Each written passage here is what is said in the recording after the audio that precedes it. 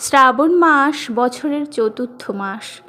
এই মাসে শ্রবণ নামক নক্ষত্র চন্দ্রের খুব কাছাকাছি থাকায় এই মাসের নাম শ্রাবণ মাস।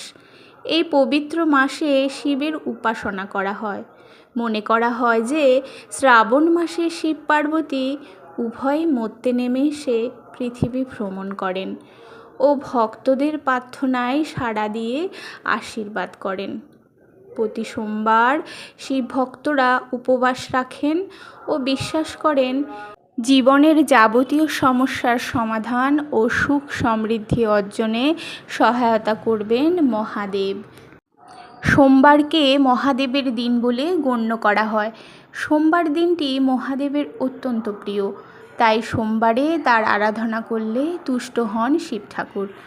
সোমবারের ব্রত যারা পালন করেন তাদের সব বিপদ থেকে উদ্ধার করেন তিনি।